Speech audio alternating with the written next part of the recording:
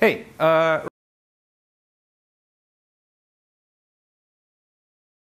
right, so I'm happy to meet you all here. It's nice to give a talk on this stuff. Some of you may have seen some versions of this talk. Some of you may have not.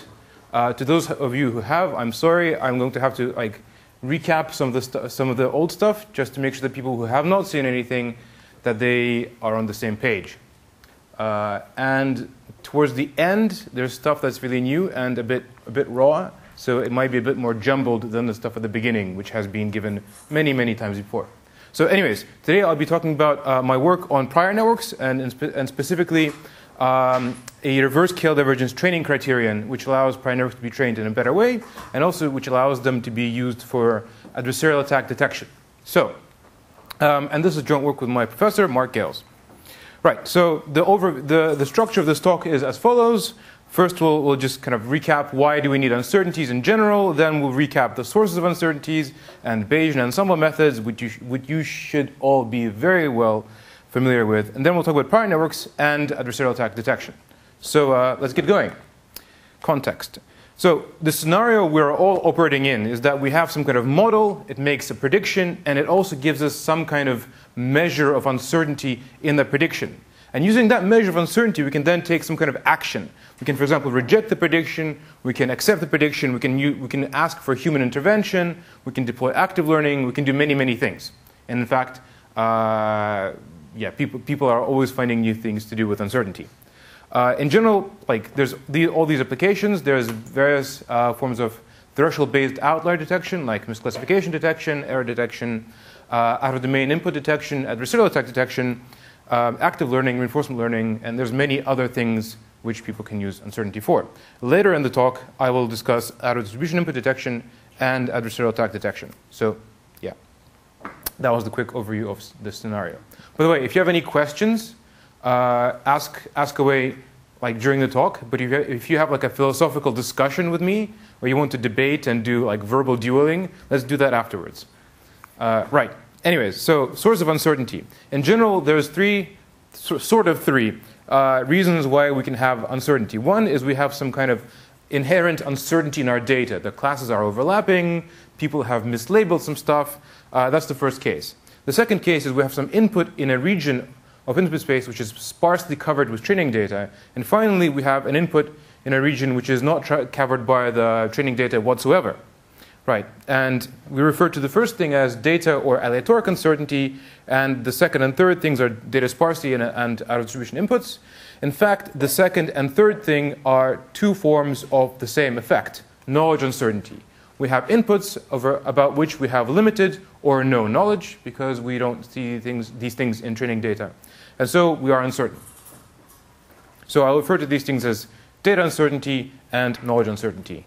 Although I believe Bayesians often call these things aleatoric and epistemic uncertainty. So anyways, data uncertainty. So here we have a toy data set with 3 classes. It's all quite simple. We have a green input. We're all happy here. All classes are easily separable. We can make a confident and certain prediction. It's all good. Suddenly, I've made the classes overlap. I've increased the variance of the Gaussian clusters, and now they overlap at the center.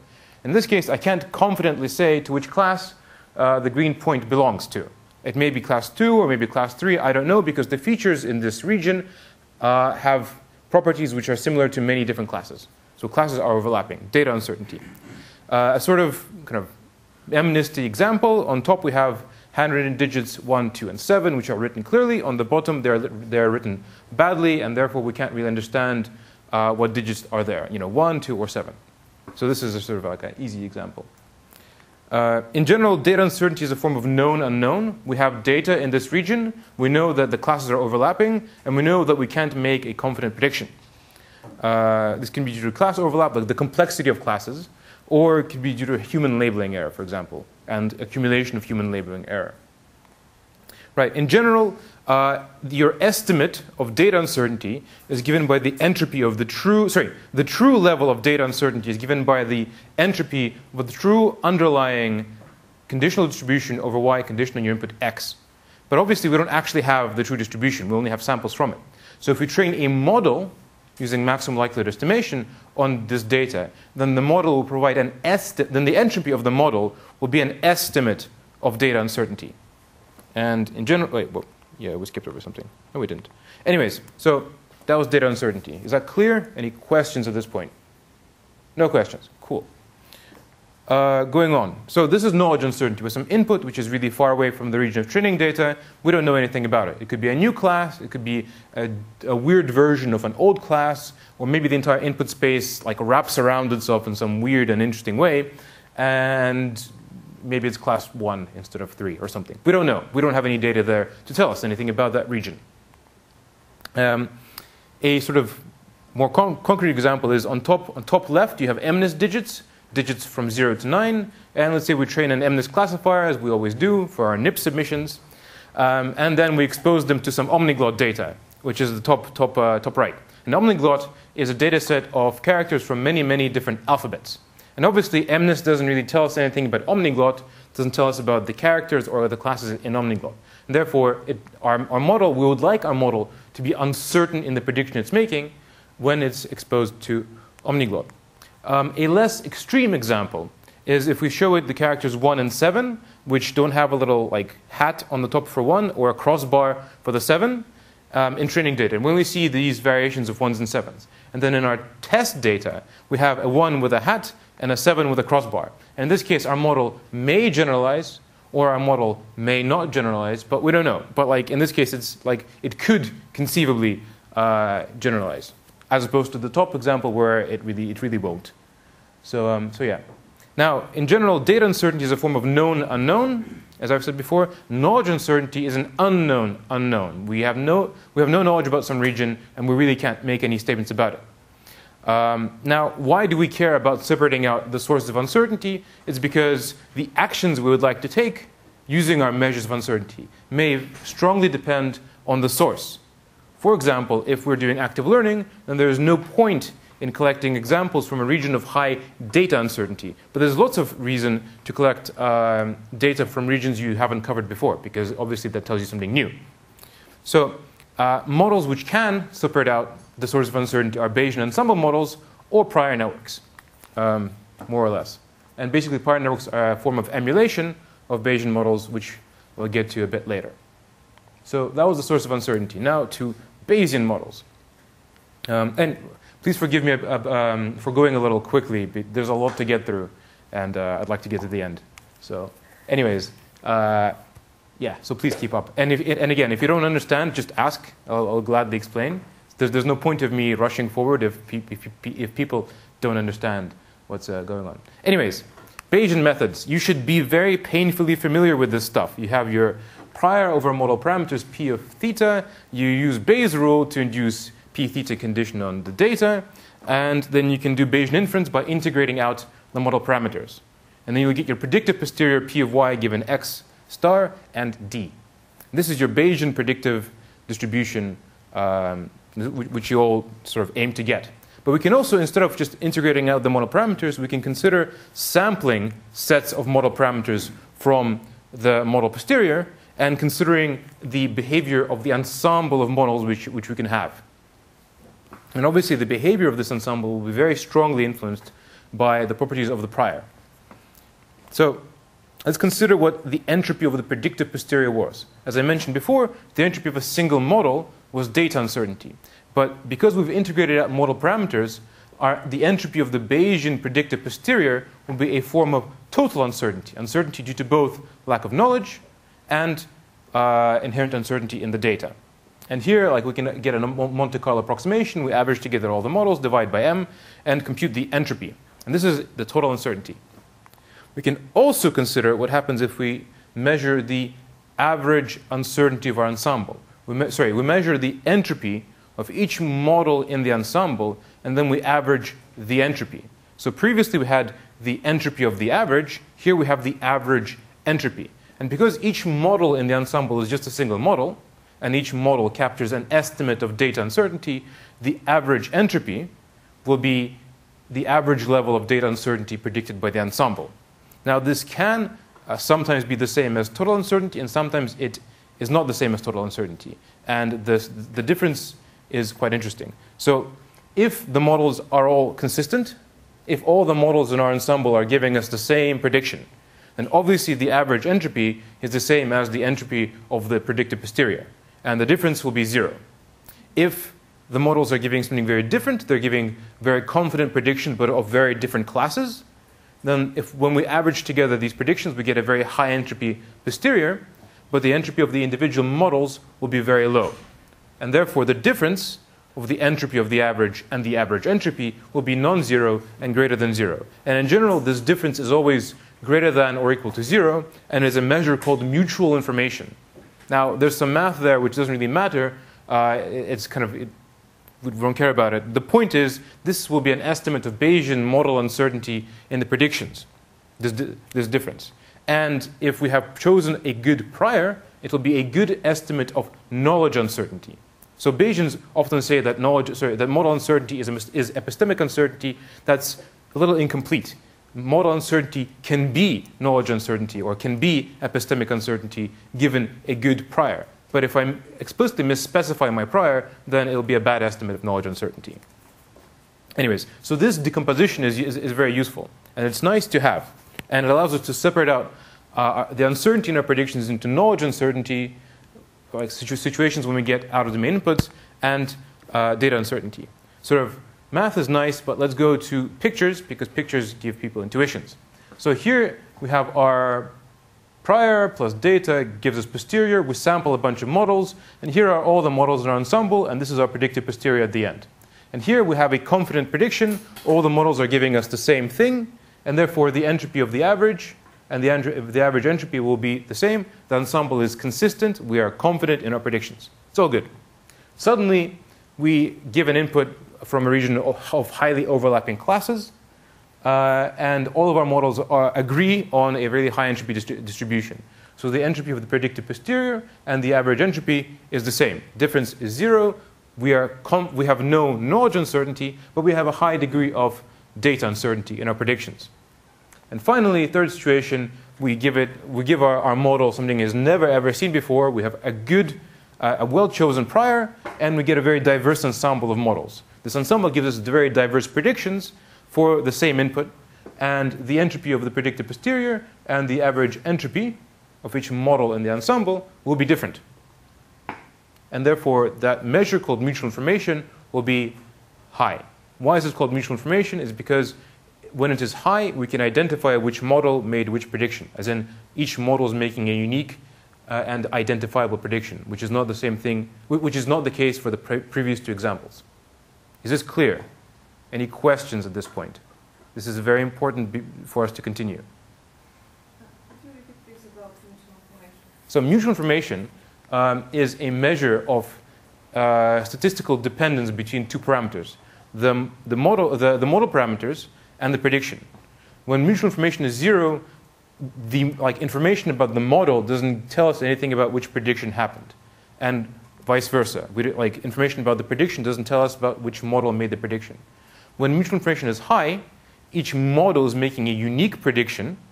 Therefore, knowledge of the prediction tells us which model made it, and knowledge of which model made a prediction tells us which prediction it is. Right? So here we can identify that model 1 is predicting class 1, and model 2 is predicting class 3, and model 3 is predicting class 2. Yes? So what we are seeing here is that for an outlier, each model is confident but differently. Yes. You get people, okay, let's say I get a bunch of school kids, and I ask them, what's the price of Bitcoin tomorrow? And they all disagree because they don't know anything about Bitcoin. They're just guessing wildly, and they'll give you different predictions. Now, I get you a bunch of Bitcoin evangelists, and I ask them, what's the price of Bitcoin tomorrow? And they will all agree that it's super high, like $10 billion. And they all agree. Now, let's say they're right because they know Bitcoin, and it actually is $10 billion, but whatever. So the idea is that when you get an ensemble of experts, and they'll make different predictions, it means that basically the ensemble is exposed to something new and unfamiliar. So, right. We can also display the situation as points on a simplex, right? There we have basically, so everybody knows what a simplex is, right? Right. It's a space where all discrete distributions exist. So for the same input, we can imagine that each model gives us a discrete distribution over classes, and the ensemble's predictions are a bunch of points on the simplex for the same input. Right? So when we're confident, it'll be a tight cluster of points at some particular corner. When we are data uncertain, it'll be a tight cluster of points at the center. And when our models disagree and give us unique predictions, it'll be like a bunch of predictions all over the entire simplex. This is the sort of the ideal behavior we want from our ensemble. So we would like to choose priors and stuff which gives us this behavior. This is Bayesian uncertainty. This is classical or ensemble uncertainty. Now, which behavior? Sorry? This behavior. The last one. All of them. When we are confident, we want this. When there's data uncertainty, we want this. When we have high knowledge uncertainty, we want this. Right? We want an ensemble which displays these three behaviors in those three scenarios. Confident predictions, known unknowns, unknown unknowns. Right, now this is all great, and it would be good if we could ideally calculate all these measures in closed form. But unfortunately, Bayes' rule is intractable for neural networks, and approximate inference is also, like all the expectations are also intractable for neural networks. So you have to use various forms of approximations. So you can either use various forms of variational approximations, get some kind of variational posterior and get some variational estimate of the measures of uncertainty, or you can use get Monte-Carlo estimates. Now Monte-Carlo estimates include Monte-Carlo Dropout, stochastic weight averaging Gaussian, stochastic weight averaging, and all those models. So I know Dmitry Vetrov works on this, on these kinds of like Monte-Carlo methods recently, and I think they're quite interesting. So anyways, so there's a bunch of, in fact, there's a bunch of different ways of doing this, and we're not going to look at any of them, except maybe the last one, the deep ensembles. So the point is there's many different ways to get an ensemble. Some are Bayesian, some are approximately Bayesian, some are Bayesian only in spirit, like the last two. One is getting an ensemble of models trained using different random initializations. So we take 5 or 10 or 100 different neural networks. We do random initializations and just train all of them. And they will be quite diverse. It turns out that this last method, while being computationally very expensive, is actually pretty good and quite simple. It doesn't require anything complex to happen, and it just kind of works out of the box. So like any comparisons to ensemble methods in my work and any numbers you see later, we'll be using this approach, unless I otherwise specify. Many people like Monte-Carlo Dropout. I personally very much don't like it. Anyways, but that's a little aside. Right, anyways, so like I said, it's hard to guarantee the diversity of ensembles because it's hard to pick the right prior. Furthermore, it's hard to pick the right inference, approximate inference scheme. Furthermore, the combination of your prior, your approximate inference scheme, your data, your architecture, whether you've got res nets, dense nets, magic shuffle nets, whatever else, like it affects all this, and it's very hard to guarantee the behavior you want given all the different things going on in your model. If this was a simple linear model, we could do everything. Or if this was a Gaussian process, we could do this by picking the right kernel. But that's a non-parametric method. Here, it's hard to guarantee this. So we get to prior networks. And this is basically my work. I think that was on time. Did everybody get the ensemble bit? Hopefully. Right, prior networks. So we said that an ensemble of models can be represented as a bunch of points on a simplex. Right? Basically, each model gives us a discrete distribution. A discrete distribution is a point on a simplex. An ensemble is a set of discrete distributions over classes, conditioned on the same input. And we can imagine that our ensemble, sampled from the model posterior, is in fact a set of discrete distributions mu, sampled from some underlying distribution over discrete distributions. Important conceptual jump. We have previously sampled from a distribution of model parameters, but it's the same thing as imagining there is an underlying distribution over discrete distributions conditioned on your input, and sampling discrete distributions from that distribution over distributions. So we're introducing a higher order distribution. We're effectively inducing a higher order distribution by considering a distribution of model parameters. Here I'm saying let's not think of this mechanism, let's directly think of the underlying process. And this is true for all Bayesian methods, for all Bayesian probabilistic methods. we're sampling from some underlying distribution over distributions. This is what happens to the outputs. And this is really the only thing it turns out we care about. At least that's what I think. So mu, just for reference, mu is a vector of probabilities of each class. So mu is a discrete distribution over classes. Anyway, so we can imagine that this set of points, the ensemble, is sampled from this distribution over distributions for a confident prediction, for a prediction in a region of high data uncertainty, or for a prediction with a high level of knowledge uncertainty. And what we're going to do is, this is my work from last year, is we're going to take a model, take a single neural network, we're going to approximate this underlying distribution.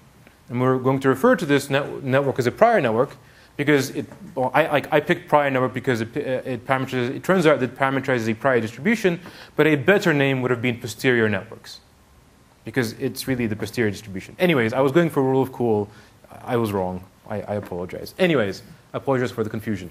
The point is, so we have this distribution over distributions parameterized by a neural network with a single estimate of model parameters, and we can, again, obtain the predicted posterior by integrating out the mu's. And we basically wanted to give us these three behaviors. Again, just like the behaviors of the ensemble, we want this distribution over distributions to give us these three behaviors. We wanted to emulate the ensemble. But as it turns out, the mechanism of how it does this is entirely different, but the same external behavior. We want to basically, given some training data D, we want to get a distribution over distributions and sample discrete distributions from it to get, for confident predictions, we want to have a consistent ensemble of models sampled from that, or a consistent ensemble of models with a consistent ensemble of high entropy models, or a diverse ensemble if we have out of domain inputs. Is this clear? Cool. Right. Again, so the ensemble decomposes uncertainty using mutual information between theta and y. Here we're going to be doing the same thing. We can do the same thing between mu and y. So basically, like prior networks aim to emulate all the possible behaviors of an ensemble, all the mechanisms of obtaining uncertainty and decomposing uncertainty. Right. Now, given appropriately chosen prior networks, given appropriately chosen output distributions, we can actually do all this in closed form. We can actually obtain analytical solutions for all measures of uncertainty without sampling, and they are exact, assuming that the model is giving us something sensible. We don't have to approximate anything. Right.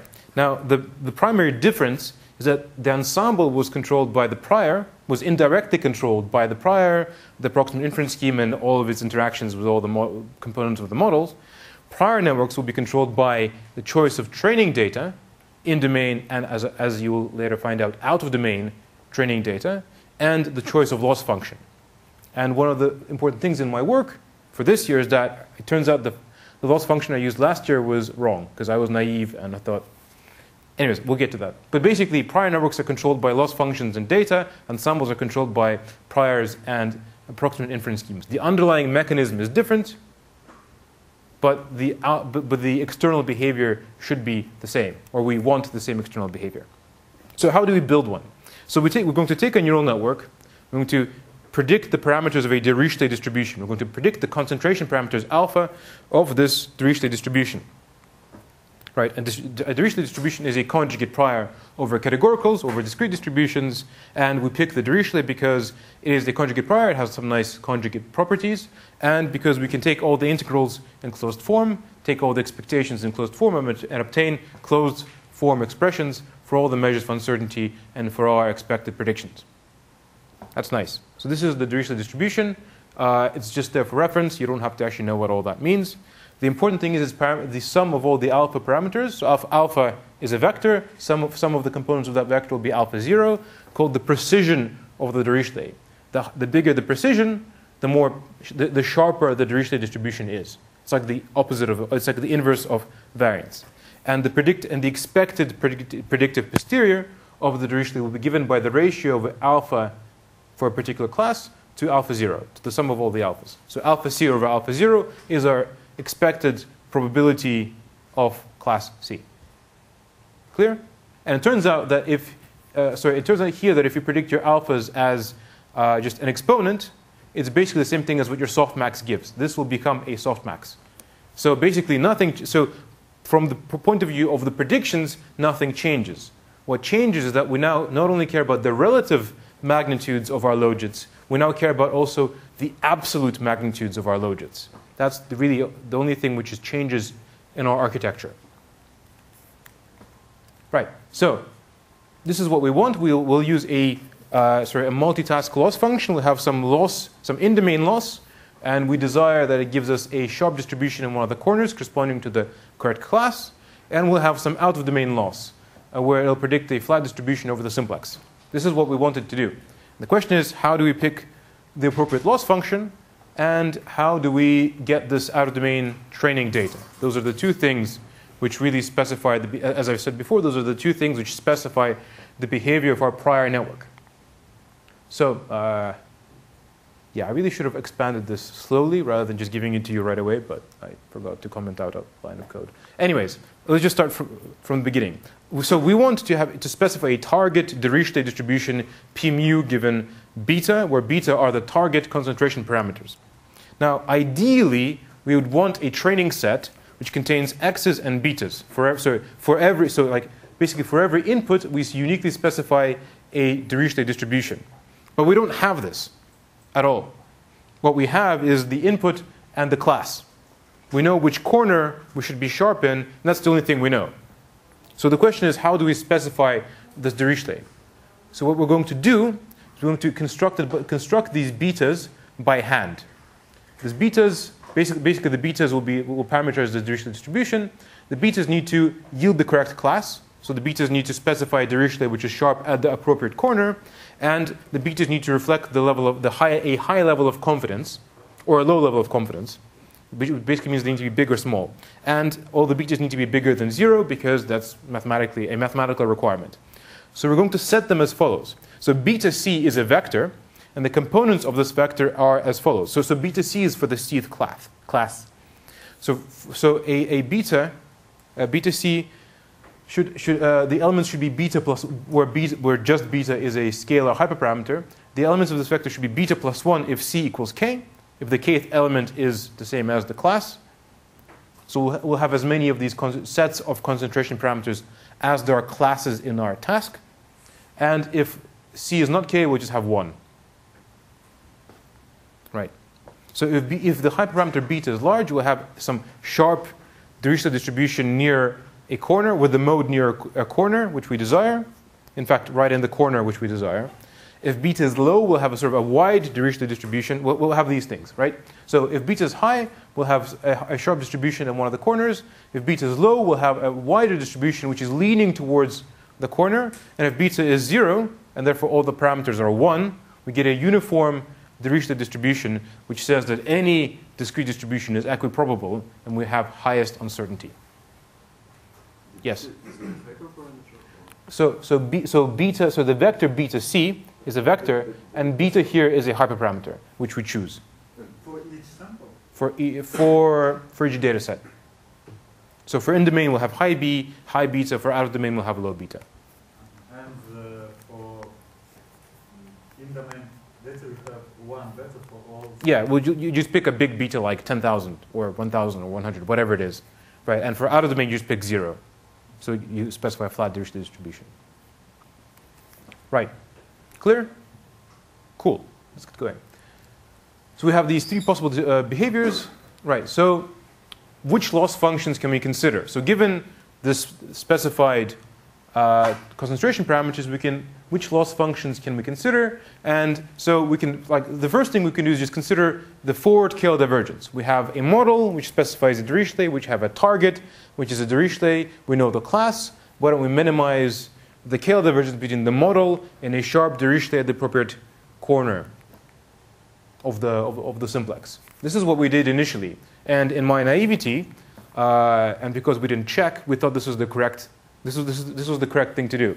I will show you today that actually the bottom thing is the correct thing to do. The bottom is the reverse Kl divergence between the model and the target. Now, so these are the two Kl divergences. Forward Kl divergence is the expectation with respect to the target of the log differences, or the difference of the logs of the two distributions. while the reverse Kl divergence, which often appears in variational inference schemes and VAEs, is the expectation with respect to the model of this difference of the log likelihoods, right? And the forward Kl divergence, the standard Kl divergence, has the property that it's zero avoiding. Wherever the target is non-zero, we try to fit the model to the target, which basically means that we can have over wide distributions. While the reverse Kl divergence is zero avoiding. If you have a multimodal target, it'll pick a mode and sit on it, while the forward Kl divergence will try to sit on all the modes. Right. So basically, this is the analysis which we should have done. It's literally 3 lines, and we're a bit stupid that we didn't do this last year. But basically, if you consider the expectation of the forward Kl divergence loss with respect to your empirical data distribution with your underlying training data, then you can see that using some rather simple math, that you're actually minimizing the Kl divergence to a mixture of Dirichlets. So if for some input you have a high entropy predicted posterior, you will have a mixture of Dirichlets as your target. Basically, you get this if you have a high entropy posterior in your training data. Therefore, your model will try to sit on all the modes and then will invert the Dirichlet. Our target is this. We end up getting this inverted behavior, and this is what we actually wanted, but we didn't get, right? And this kind of is a pathologically bad behavior. The ensemble doesn't do this, and we don't want to do this either. Furthermore, it reduces classification performance. Last year, we had to use lots of extra auxiliary loss functions, like cross entropy, to get it to give good classification performance. Without it, it didn't. Furthermore, it doesn't scale to datasets with more than 10 classes. It's very hard to train this. And this is why we didn't test on things like CIFAR-100 and so on and so forth. We just couldn't get it to train. And we couldn't figure out why. But then at some point, I actually decided to do this analysis, and I figured it out. Anyways, now let's consider what happens if we do the reverse Kl divergence. It doesn't really have much to do with zero avoiding. It doesn't really have much to do with the zero forcing nature. It has to do with something else. In the previous case, in expectation, we induced an arithmetic mixture of Dirichlets. However, because we have reversed the order of the logs here, when we this sum with respect to this expectation with respect to the empirical distribution of data goes into the log. Under the log here, it becomes a product of Dirichlets. And a product of Dirichlets will be plus a constant, which we don't care about because we're doing argmaxes over the parameters, is equal to a single Dirichlet whose parameters are an arithmetic mixture of the parameters of all the individual Dirichlets. So what we get what we get now is still a Dirichlet distribution. It is a unimodal distribution.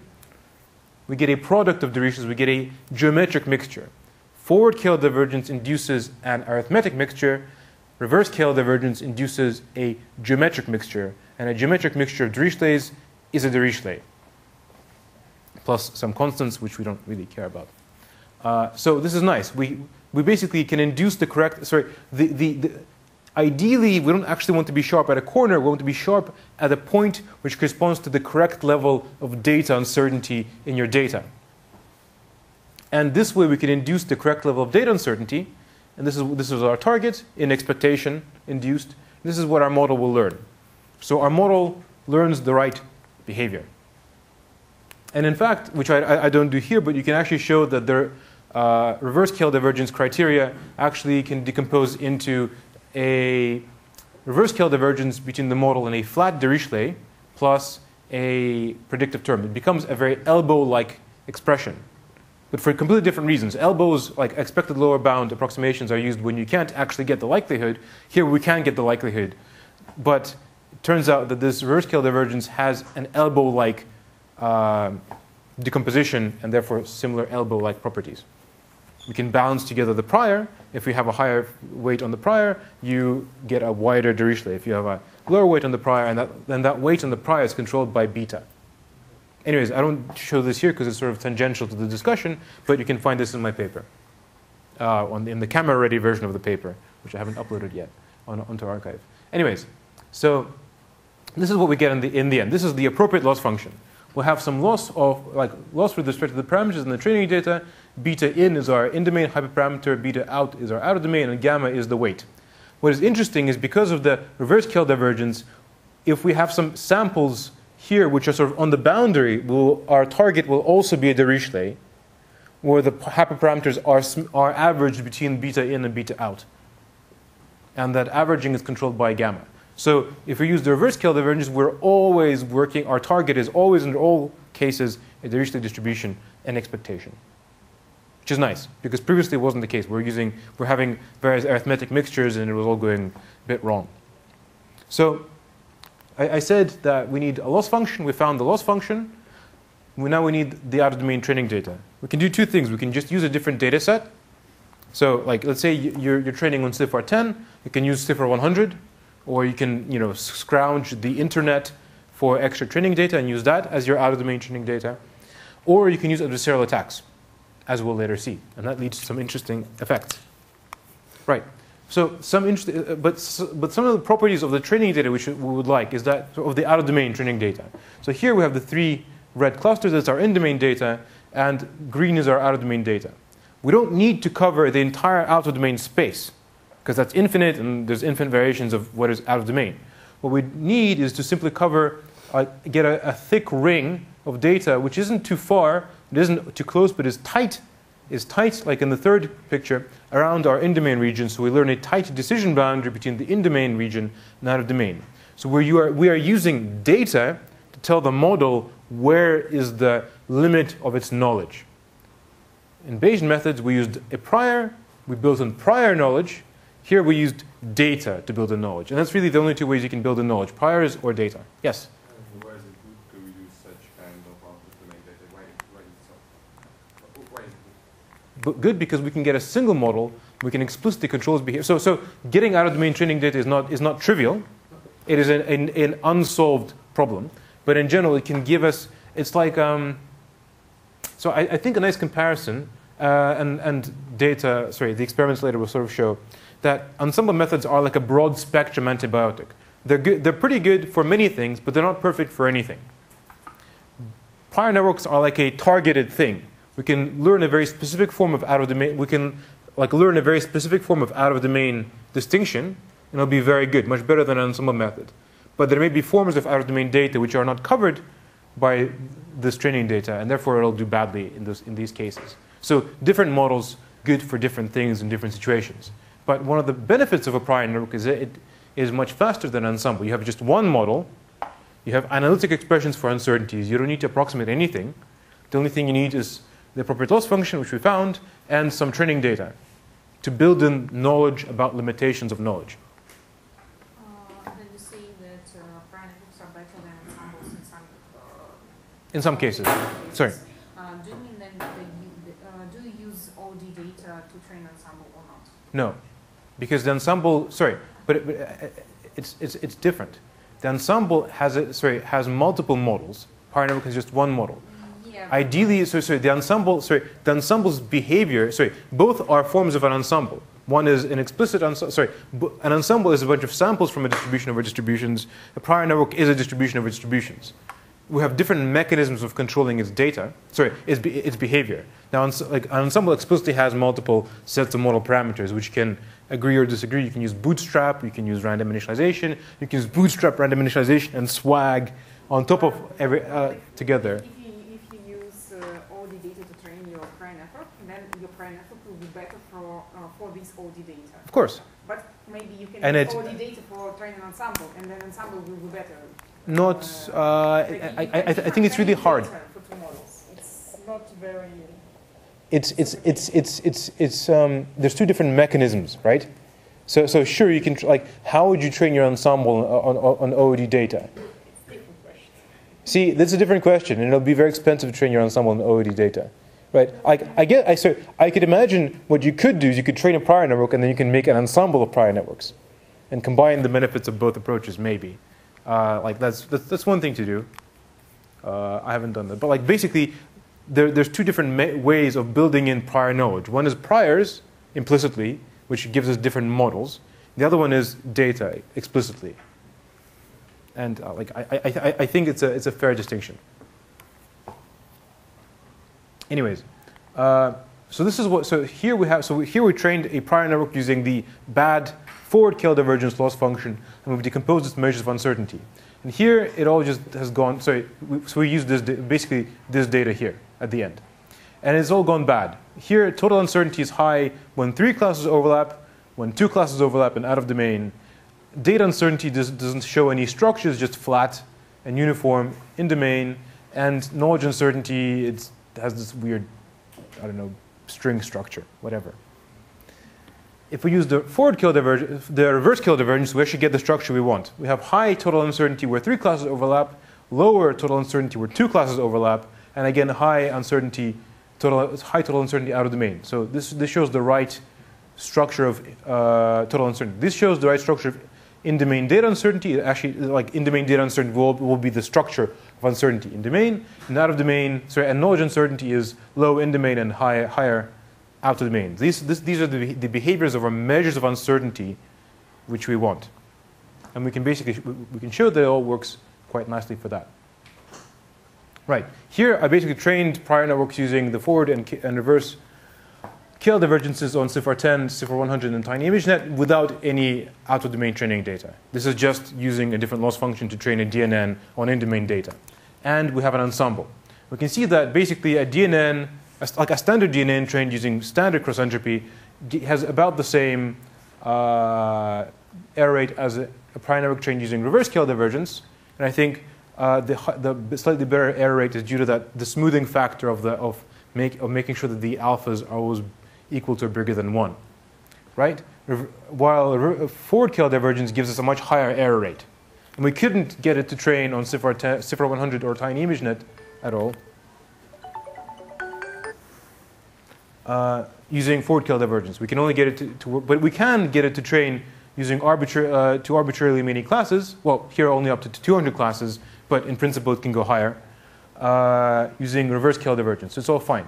Now, a benefit of ensemble approaches is that when you average together that ensemble, you get improvements in the classification error rate. And this is a benefit of ensembles, which prior networks do not share in their current formulation. I've done something different. My sort of ICLR paper is where we try to distill ensembles into a prior network, but that's slightly different. Yes?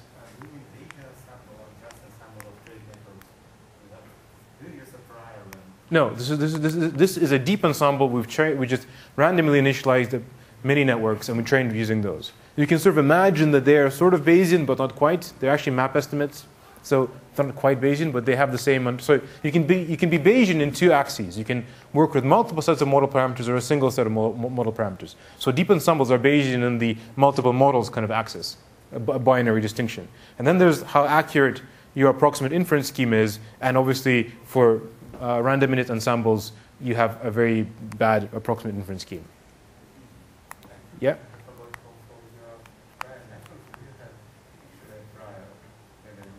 Of course, you have you're actually parameterizing a posterior over distribution. You actually have a posterior distribution over distributions. I called it prior because it parameterizes a Dirichlet distribution, which is a conjugate prior. But it's really a misnomer. It should be called a posterior network.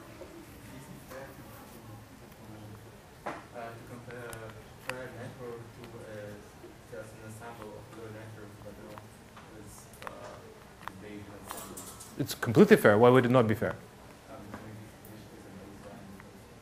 Well, I mean, I tried dropout, and dropout was much worse. It didn't give us. I'm comparing with the better ensemble, and a deep ensemble is, like in my experiments, has always been uniformly better than dropout in terms of accuracy, in terms of measure of uncertainty in all tasks. Deep ensembles are better than dropout. I haven't tried swag, and I think swag would be interesting. I just haven't had time to do it. But I think even in the swag paper, there's a comment somewhere in the appendix that like deep ensembles are interesting, but we don't compare because it's not Bayesian. So. Anyways, but don't quote me on that. There's something to that effect.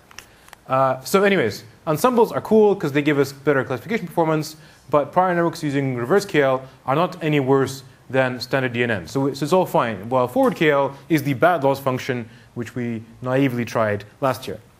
So now here we're doing out of distribution input detection. We're comparing using area under an ROC curve Here we trained prior networks with CIFAR-10 in domain, CIFAR-100 out of domain, and here we're testing on different held out of domain test sets. We're trying to find a distinction between the CIFAR-10 test set and SVHN, Elson, or tiny ImageNet test sets. And we're assessing the area under an ROC curve, which is basically a summary statistic for threshold-based outlier detection. It's a plot of false positives versus true positives. Anyways, higher is better. So here we see ensembles are pretty decent. Prior networks using reverse KL are actually not too bad, and prior networks using forward KL are not too bad, and prior networks using reverse KL are pretty damn good. They're the best here. Here, we couldn't get prior networks using forward KL to train. Here, because we trained a model on CIFAR-100 using tiny ImageNet as the held out data. And here we can see that a situation where ensembles do better. So ensembles are like a broad spectrum antibiotic. They're pretty good for everything, but they're not perfect for anything. Here you can see that by training on tiny ImageNet, for some reason we've decided that Elson, we can perfectly separate out Elson, and we can separate out SVHN better than an ensemble, but we can't separate out CIFAR-10. Using a prior network, we can separate out, we can better separate out CIFAR-10 using tiny ImageNet. Some intuition about why doesn't happen? Of course, because when you're using, tiny ImageNet is far more diverse and weird than CIFAR-10, and so if you're learning a distinction between CIFAR-100 and when you're learning a distinction between CIFAR-100 and tiny ImageNet, CIFAR-10 is actually really close to CIFAR-100, and you will learn a two loose decision boundary. So you have, I think the situation is actually like this. You actually have case one. Okay, but intuitively. Prior networks just much better, obviously, and it's interesting why it's so better than because you have explicitly built-in knowledge. I mean, I'm sure I can find data sets where it won't work well. And as you consider more complex tasks with more classes, with fewer examples, with fewer training examples. Here we have 10 classes, 50,000 training examples with 5,000 per class. Here we have 100 classes. And do you also use kind of out-of-domain data for training ensemble? No. Pure ensemble? No. Okay, maybe it's interesting to see comparison when you train ensemble. How would you train the ensemble on out-of-domain data? You can just, I don't know, maximize entropy. So then you'll be basically doing a prior network, an ensemble of prior networks. So models which, there's a class of models which maximize the predictive entropy for out-of-domain data. Prior networks are a strict generalization of such models. And if you just look at the entropy of the predictive posterior for prior network, it'll be exactly the same as these models.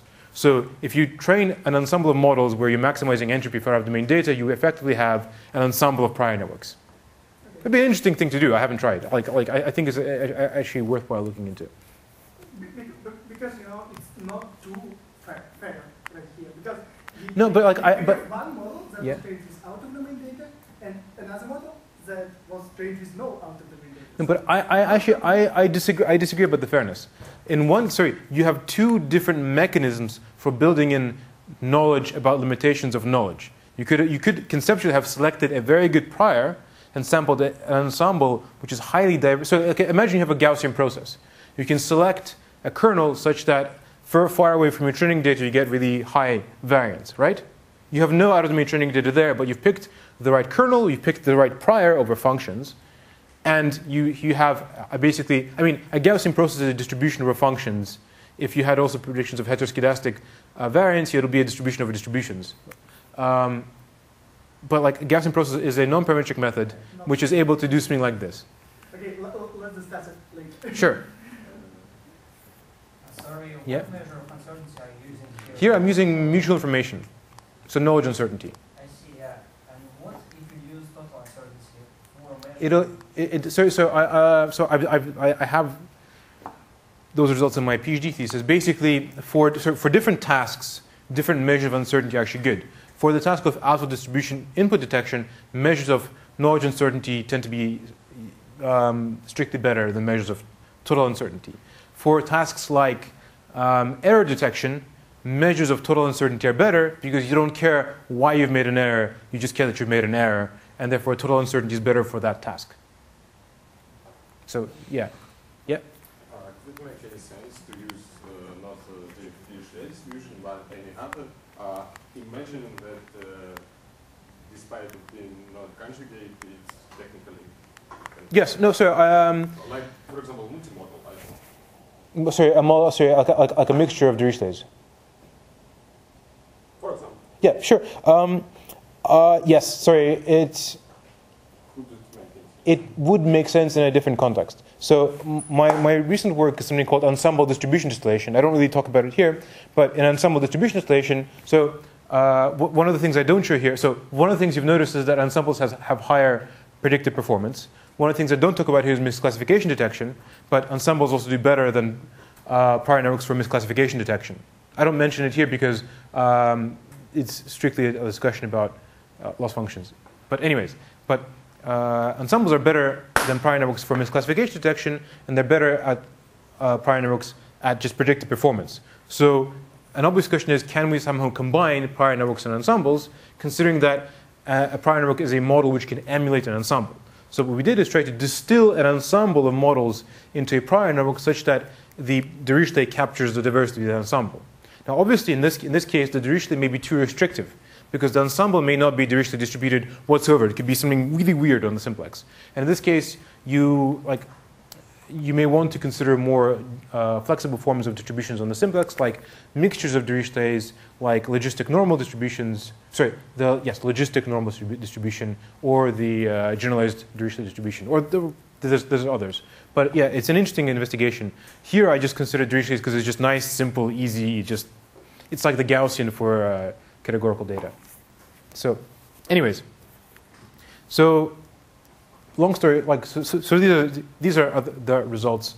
TLDR, reverse Kl divergence is the way to go, and we can train on more interesting data sets. I've also trained, so I don't show here. This is some of the experiments I've been doing recently. Is I've trained a prior network on tiny image. So tiny ImageNet is a 200 class subset of ImageNet. So if you take a different non-overlapping 200 class subset of ImageNet and use it as out-of-domain data, you will actually be very, very good at detecting all the other held-out subsets of or classes of ImageNet, for example. But so it generalizes to more classes. It generalizes to bigger data sets, and it's not slow. Ensembles have ensembles are cool, but ensembles are strictly, if you have m models for inference, your inference is m times as computationally complex, which is one of the bad things about ensembles. Anyways, so yes. Finally, and this is the part which I sort of put together in like a day, and it may be a bit more rickety, is adversarial attack detection. So I'm sure you've all heard about adversarial attacks. These are minor perturbations of the input which cause strong changes in the prediction. So you have a picture of a panda plus some adversarial noise. It tells you it's a giraffe, and it's very confident about it being a giraffe. Now, these things have, so you can make adversarial attacks in many modalities, for images, for text, for audio. For example, for like Siri or for Alice. I don't know if people have tried this for Alice, but I think people have tried this for Siri. Is that if you have a little background noise, like some noise, you can actually do different things. So you can adversarially attack Siri, for example. Adversarial attacks transfer. If you could construct adversarial attacks against one model, you can actually attack a different neural net with it as well. And you can also make them in the real world. I can make a sticker. I can put it on my hat or on somewhere on my chest. And there's a car coming towards me. It's controlled by a neural network, and it'll do something weird. Anyways, so they're a security concern. And the question is, can we use uncertainty to detect adversarial attacks? So what is a typical adversarial attack? We want to generate an adversarial x tilde such that it affects the prediction, and it is minimally different from the original image, the original natural image. So here we have so we can phrase this as an optimization problem where you have like this adversarial attack generation process. It's an argument over this loss, which tries to attack the model in some way such that the solution is within some epsilon of a perturbation around the natural image, where this is typically L2 or L infinity or L1 or some other difference. Right? And basically, most adversarial attacks can be expressed as some form of optimization scheme. So this is my interpretation. People can disagree with this. But so this is a manifold of natural images. So the red points are your in-domain data like before. But now we're considering that our natural images lie on some lower dimensional manifold in a high dimensional space. Say this is the manifold of all possible natural images, right? And so here's your in-domain region and your out-of-domain data. Let's say in-domain you're CIFAR-10, out-of-domain is your tiny ImageNet and CIFAR-100. It's still on the manifold. You still have natural images of real objects. So it still lies on the same manifold. And if you generate adversarial attacks, the stronger your adversarial perturbation, the more noise you have, the less natural your image, and therefore you leave the manifold. You go off the manifold. So adversarial attacks can be interpreted as off-manifold out-of-distribution inputs. And therefore, why don't we just treat them as out-of-distribution data and try to detect them using measure of knowledge uncertainty as before. So how do we detect? Let's define an adaptive adversarial attack. This is not just so typical adversarial attack is just one to flip a class. Here we have more constraints. We want an adversarial attack on an adversarial input such that its measure of uncertainty is less than some particular threshold, and such that it is a successful adversarial attack. So it actually flips the class. This means that it has flipped the class, right? This is our indicator. So an attack is successful if its uncertainty is low and it has successfully affected the prediction in the desired way, right? And then we can basically compute true positives, false positives, and we'll use something called the joint success rate, which is where true positives equals false positives, the equal error rate of the detection scheme to assess how good we are at both, how good an attack is at both affecting the prediction and evading detection, right? So prior networks yield rich measures of uncertainty, and thus they greatly constrain the solution space of adversarial attacks. If you only care about detection using confidences, it basically means that you're putting a constraint on my solution has to be in some region where the class has changed and on the magnitude of just one logit. If you're using entropy of the predictive distribution as a measure of uncertainty, you're saying my solution has to lie in the region where it's misclassified and where the relative magnitudes, the ratio of the logits, are the same as for the in-domain region, for the natural input. And finally, if you're using things like knowledge uncertainty, then you're putting a constraint that your solution has to affect the prediction in the desired way, and also you're putting a constraint on the relative and absolute magnitudes of the logits. So you're just piling on constraints which your adversarial attack optimization process has to satisfy, which is why it's more complex. Now, furthermore, we can explicitly train our prior network to yield certain behaviors in certain regions, so we can try to generate adversarial attacks and train a prior network to yield the correct prediction and a high measure of uncertainty on those attacks. So what do I mean by that? Here we have so there's something called adversarial training. And adversarial training is you take your natural data, you take your adversarially changed data, and for all of them you try to predict the correct class. Effectively, you're trying to extend your decision boundaries correctly off manifold. Here we're generalizing that. We want the model to predict the correct class for both natural and adversarial data, but we also wanted to predict a higher measure of uncertainty for adversarially perturbed data. This is a generalized form of adversarial training. Standard adversarial training just cares about the prediction. Here we care about the correct decision boundaries, but also a higher measure of uncertainty, such that if we see an adversarial input, we still make a good prediction, but we say, look, I'm making this prediction, but I'm really not confident here. Right. And this is strictly sort of more advanced than what we're doing with out-of-distribution data before, because previously we didn't know anything about the out-of-distribution data. We assumed it was all out-of-distribution. Here we know something about it. Here we know to which class it should belong. And therefore we can say, make the prediction with the correct class, but a higher measure of uncertainty. Clear? And we were using, again, our reverse Kl divergence loss function. The only difference is that previously, for out-of-domain, the beta hyperparameter was 0. Here it'll be 1. We're basically making the least confident prediction we can, while also still having a mode, which leans towards the correct class. That's really basically it. And yeah, so the experiments which I show here is we consider Monte-Carlo Dropout, so using Monte-Carlo Dropout on a particular net to compute mutual information.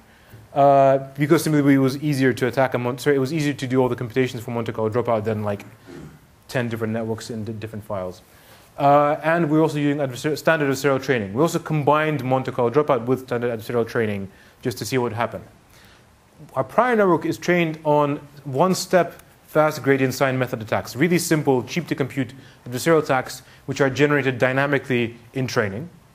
And we evaluate on strong adaptive whitebox attacks which are iterative. So these attacks attempt to affect the prediction and switch to the target class, and also to yield the same measure of uncertainty as the natural input, such that it's impossible to distinguish between the natural input and the original input.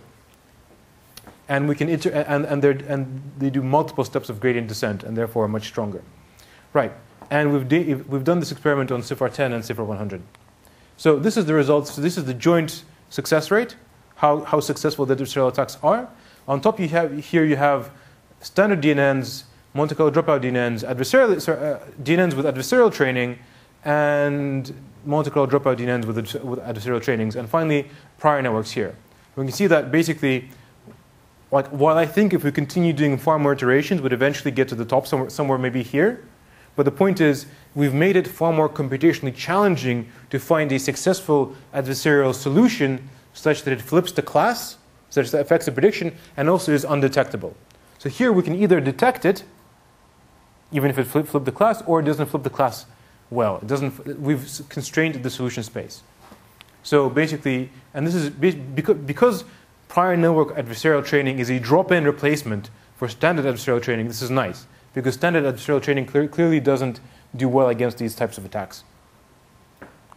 This is what happens for CIFAR-100. Not as well. You have more classes, fewer training examples per class. So you have basically more decision boundaries to flip, and so on and so forth. There's more solution spaces. Therefore, it's harder. But it's still much harder to attack a prior network than all the baseline models. So this is nice. This shows that we can use prior networks trained in an adversarial fashion to make models more robust against adaptive white box attacks, the most challenging type of attacks, which are aware of the detection scheme, are trying to actively bypass the detection scheme and also affect the prediction. And yeah, this is a nice benefit of prior networks. That's about it. Thank you. Yeah, any questions? Are there any other methods that also use out-of-domain data when training, like during training, to give better estimates of out-of-domain uncertainty? So there's a work by Lee, and some guy else, by a bunch of Koreans, which basically did the same thing with entropy, and prior networks are a strict generalization of that model. So their model could only really predict total uncertainty, and you couldn't decompose uncertainties. Prior networks are able to decompose uncertainties. Yep. Speaking from the regression problems, yes. how you can solve So this is actually this is a really sad thing for me. So in my thesis, I wrote about prior networks for regression, but I never ran any experiments. So prior networks for regression would parameterize a prior distribution over normal distributions. So you predictive. So you have a probabilistic regression. You have a standard probabilistic regression model would give the parameters of a normal distribution. So you have continuous targets y, and you have and your model predicts a distribution over continuous targets y. So a prior network would predict a prior distribution over normal distributions. This is something called a normal inverse Wishart distribution, or a normal inverse gamma distribution. And it gives the parameters of this. Now, because I've had a really busy summer with like thesis, defense, and everything, I just wrote about this model in my thesis and hoped to make an ICML submission. But somebody was faster than me and made an ICLR submission about the same thing this year, except they trained it in a different way. So they consider basically what a prior network is. They consider a model which predicts a higher order distribution over lower order distributions, which is basically a model which works with distributions over distributions for regression, but they train it in a completely unrelated fashion, using evidential ways, which are this like alternative ideological formalism, and they have interesting results. Yes. Actually, the second question in the same way. Am I right that the visual information in continuous setting is unbounded. No, mutual information is bounded. Entropy is not. So if you compute differential entropy, I mean, like if you like look, if you have just a normal distribution, is differential of just a standard normal distribution, is differential entropy will be log of the variance multiplied by a constant plus a constant, right? And you can have an infinitely small variance, and therefore your log of variance, minus log of variance, therefore you have a very low uncertainty. Maybe I dropped a minus sign. Basically, your differential entropy will be proportional to the log variance.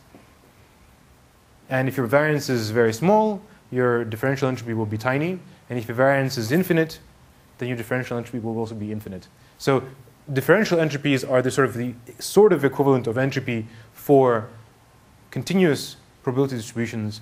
But because continuous probability distributions, you can make relative statements. Like, for example, for this prediction, my differential entropy is bigger or smaller. And relative differential entropy is just Kl divergence, which is bounded from below. But you can't make absolute statements. You can't say, well, my differential entropy is so-and-so, so I'm so-and-so uncertain. You can make absolute statements for discrete distributions. Why I'm asking about this, it's because some of active learning techniques tries to maximize the epistemic uncertainty in some way, and if it is unbounded from the top. Well, mutual information it's unbounded from the top, yes. Yeah. Mutual information is a Kl divergence, and Kl divergence is unbounded from the top, yes. So the question is, okay, to make this? So one thing you could do, you can sort of bound it. You can say, look, my conditional. If I have just the distribution over y, p of y, it'll have a higher differential entropy than p of y given x. So let's specify my upper bound as the average differential entropy of the marginal distribution over y, and that'll be sort of bigger. And I think you can work with that. Another question. Hmm? Have you played around with models that use logistic normal distribution instead of? No, I have not. I'm curious to do that. Haven't really had the time. I think logistic normal distributions are really weird and very kind of interesting. They can be, they can draw really weird stuff from the simplex. Yeah. But I think you can't get the moments of it in closed form. So I think you might have issues in computing measures of uncertainty and taking expectations if you have logistic normal distributions.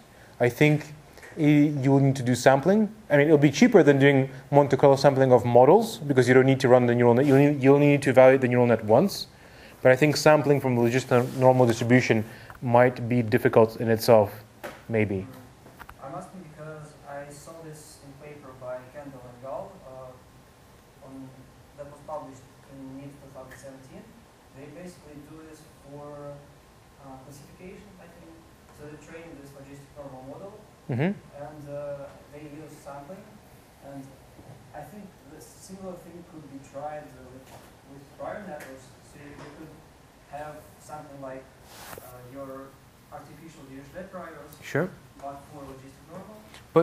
But okay, you could do this, but what's the point? What is the advantage of the logistic? Given the knowledge you have, given that your training data is only x and y, and here I'm only setting one hyperparameter, which is the precision, what is the advantage I can get from using a more expressive distribution? And I'm not sure it's clear. So when you're doing things like ensemble distribution distillation, where you have an ensemble of models and they may be distributed in some really strange way, and you're trying to distill that into a single prior network, I think there it very much makes sense to use a more expressive distribution. But I'm not sure if you're just treating a classical prior network, that it makes the same amount of sense.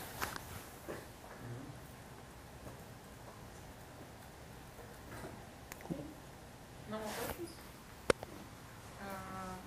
Let's thank the speaker. Cool. Thanks.